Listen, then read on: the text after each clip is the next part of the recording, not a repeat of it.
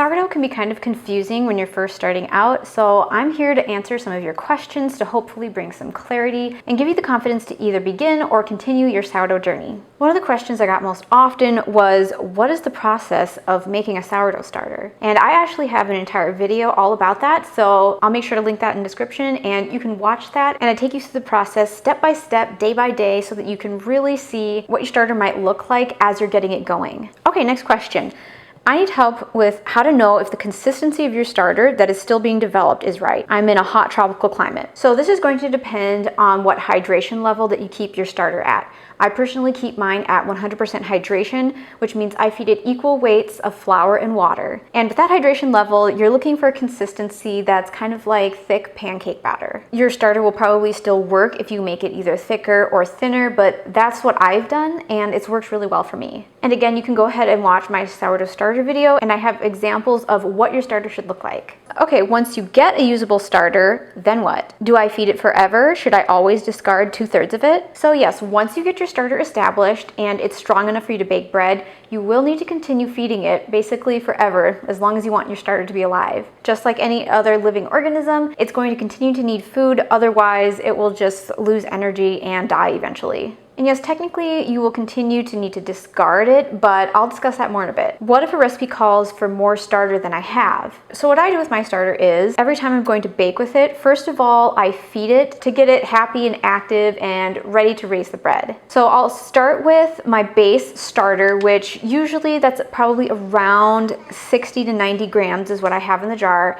And then I'll feed it however much will get me up to what I need for my recipe. So say I need a cup of starter or about 240 grams, then I'll just feed it enough flour and water to get that base starter up to that level, plus a little extra because I don't want to use every single bit of my starter up in the recipe. You can pretty much with just the dregs in the jar, you can still feed it and you'll have enough starter. But I like to leave usually around like 30 to 60 grams in the jar. I like to have that much left over after pouring it off for whatever I need in my recipe. All right, I've been gifted some sourdough starter from my husband's coworker. He sent instructions to add 1/2 cup of flour and 1/4 cup of water.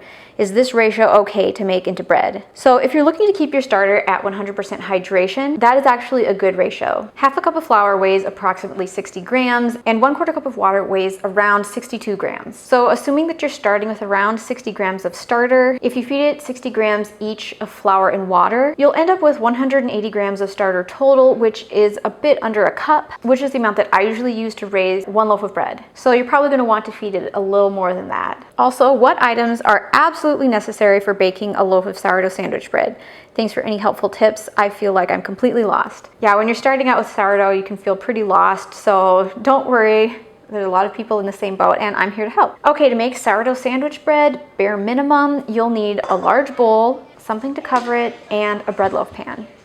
That's pretty much it. But if you don't want to knead the dough by hand, which can take forever, then a stand mixer or some other machine that can knead the dough is really handy. Also, I recommend lining your bread pan with parchment paper because the sourdough dough can actually be pretty sticky and you might find that it's tough to get that loaf back out of your pan otherwise. But it's not strictly necessary to make a loaf of sourdough sandwich bread. And I also have 2 recipes for sourdough sandwich bread, one that uses whole wheat and one that uses all-purpose flour. Next question, I've been working on a new starter and it will not rise. I'm on day 10. It smells great and I use the discard for waffles and tortillas and they have been delicious. I've been using organic unbleached all-purpose flour. I got discouraged and started another one with organic whole wheat flour thinking that it might do better. I'm on day 3. It seems to be more fluffy and airy than my first starter with all-purpose, so I don't know. I'm still holding on to hope with my first starter and will keep at the second wheat starter too. Help me, lol. So it can actually take quite a while to get your starter well established, depending on different factors like how warm your kitchen is and the type of flour that you use. I'd say keep going up to 2 weeks, and after that, if it's still not rising, then switching to a whole grain flour is actually a good idea for increasing the activity of your starter. Another thing to consider your starter might be rising overnight and then falling before you get up in the morning. I'm pretty sure that this was happening to me in the past, and I thought that my starter was just not active when it had actually risen and fallen overnight. So your timing when you're checking your starter could just be a little bit late. I'd love a video of how to start with a small amount of the starter and what you do with it maybe over a few days to a week. What you make, how you store it, how you add to it. I actually made a small starter for my how to make a sourdough starter video, so make sure to check that out. And I talked about storing it and using it in that video as well. Okay, so this is a big question a lot of people have. Why do I have to discard? And the answer to that is, if you don't, then pretty soon you're going to have a massive starter on your hands. This is because it's best to feed your starter at least a 1:1:1 ratio. Seriously? Always with the dishwasher. A 1:1:1 ratio of starter, flour, and water. So if you start out with 50 grams of starter, you'll want to feed it 50 grams of flour and 50 grams of water, and then you'll end up with a 150 gram starter. Then if you don't discard or use that starter before your next feeding, you'll have to feed it 150 grams each of flour and water, and it'll just continue each time. If you don't discard or use it, you'll just have to increase the amount that you're feeding it, and your starter will grow exponentially. Now, you only really have to discard when you're first getting your starter going. Once it's nice and active, whatever you're pouring off of your starter is what you're going to use to raise your bread. But unless you're looking to increase the volume of your starter, you do need to continue to either discard or use your starter to bake with. Also, quick clarification, discard does not mean just throw it in the trash. It simply means to pour off of the main starter. So you can pour any extra starter into a jar, store that in the fridge, and when you have enough, you can use it to make pancakes, waffles, etc. Which brings me to the next question. What's the difference between discard or when you just add starter directly to a recipe? So technically, discard refers to sourdough starter that has sat too long or isn't active enough to raise bread properly. It's better suited to recipes that have an extra leavening agent such as baking powder or baking soda, or ones that don't require the dough to rise, such as flatbread. Starter simply refers to a mix of flour and water that has beneficial yeast and bacteria that help to ferment and raise bread. So typically you add a modifier to the word starter to clarify what you mean. Sourdough starter discard means starter that is inactive. Mature starter or an unfed starter refers to a starter that has been fed 4 to 12 hours previously, is active and bubbly, has doubled in volume, and is ready to be baked with. It's kind of confusing because different sourdough bakers use different terms, but just keep in mind that you want your starter to be active and bubbly before you bake with it. Next question, my starter isn't active after 7 days. Should I throw it out and start again? I would say make sure that you feed your starter for the full 2 weeks before you give up hope, and even after that, maybe you could try a little bit of troubleshooting, change up the flour that you use, change up the temperature and how often you feed it, but I wouldn't give up after 7 days. It can take longer than that. I'm on day 3 and mine smells super sour. Should I toss some out? I would say that if it smells really, really sour, that kind of indicates that it's really hungry and you should feed it more. But when you're first starting out, you can get some funky smells with your starter. So I would just say continue to feed it regular, maybe feed it 2 times a day. Is it normal that the starter rises but drops a few hours later? Yeah, that's perfectly normal for sourdough starter. So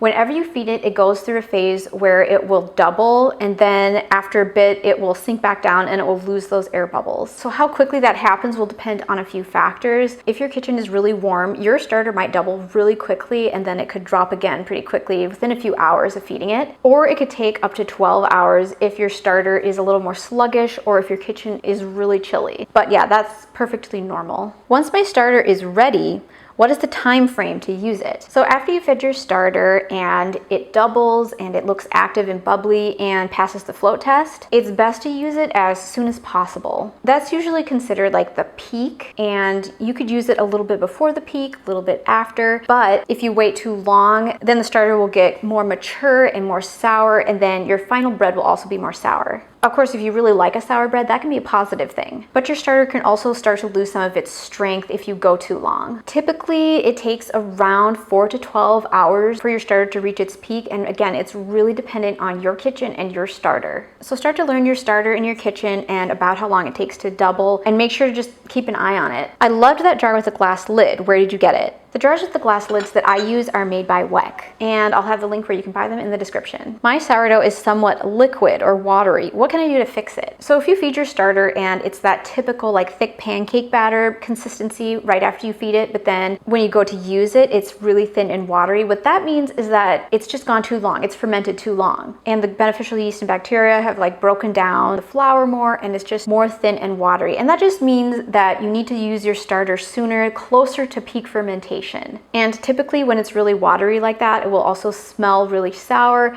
and that means that your starter is hungry and it needs to be fed. Mine smells like alcohol. Is that okay, or is it bad? So if your starter starts to smell like alcohol or like nail polish remover, again, that simply means that it's really hungry and it wants to be fed. It's not necessarily bad, like your starter is just gonna like go bad, but it does mean you should probably feed it really soon. My starter developed mold. Do I need to throw it out? So this one I'm going to give just a huge caveat. This is what I would personally do, but if you want to be the safest, if it's moldy, then you would throw it out. However, what I do is if there's just a little bit of mold on the surface, or maybe like on the side of the jar or on the lid, I would scoop into the starter and make sure you get some clean starter that has no mold, and put that into a nice new clean jar. And then I would go through a few feeding and discardings before I would use it in anything, but I wouldn't throw it out. Now, if you have mold like all the way through your starter, or if that mold smells really just putrid, if it just smells like really bad, I would throw it out and start again. And if your starter is growing mold, probably you're going too long between feedings, or maybe you need to be a little bit more particular about how clean you keep everything while you're feeding your starter. How do you know it's ready to go in the fridge? So after your starter is nice and strong, you can actually store it in the fridge for up to a week at a time between feedings. And then that way you don't have to bake with it or feed it every single day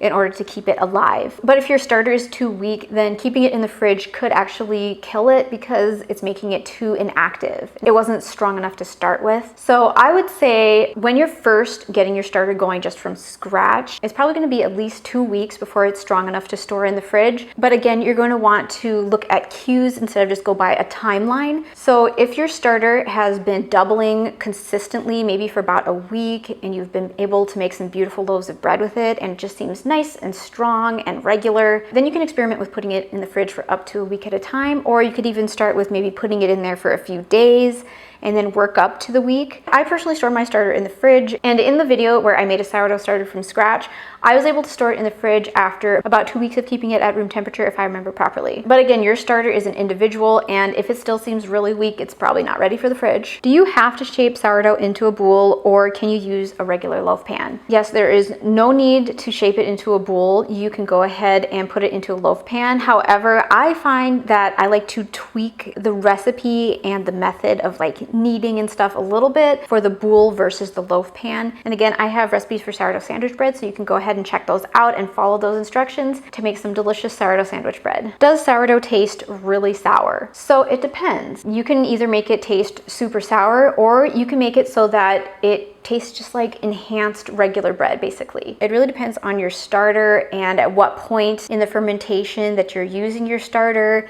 how long you ferment your dough, if you do the cold ferment versus room temperature. I find that if I use a complete room temperature rise, then my dough is more sour. If I do some fermentation in the fridge, typically my loaves are less sour, they're more mellow. So basically it depends. It depends on how you do it. It doesn't have to be super sour though. I don't have a stand mixer. Can I knead the dough by hand instead? Yes, it can definitely be done by hand, but it is going to take quite a while to knead it properly. You may want to go for one of the no knead methods, or like the stretch and fold methods, if you don't have a stand mixer, or you can definitely give it a try. It can be your arm workout for the day. Please help. I kneaded my dough for 30 minutes and it's still sticky and not stretchy. I added some more flour, but still sticky. Any tips? And another person asked, what if my dough is a sticky mess and doesn't form a ball? So there's a few factors that could be at play here. It could be the humidity of your house, whether or not you used weights or cup measurers to measure your flour. But something that some of my readers have pointed out to me is that if you use low quality flour, you might find that the gluten doesn't develop properly and you have kind of a sticky mess. I like my dough to be at a higher hydration level so that it's softer and airier, but to have a higher hydration dough, you do kind of need a good quality flour in order for it to maintain its structure. So you can either switch up the flour that you use, or you could try adding in some vital wheat gluten into your flour, which might help the structure, or you could try for a lower hydration, stiffer dough, and that might help you out too. All right, well, I hope that answered some of your questions, and if you have any more, or if you'd like me to clarify more on any of these questions, make sure to leave me a comment. And here's that guide for how to make a sourdough starter from scratch. Hello, say hi to YouTube. She's watching a DVD because I'm filming a video.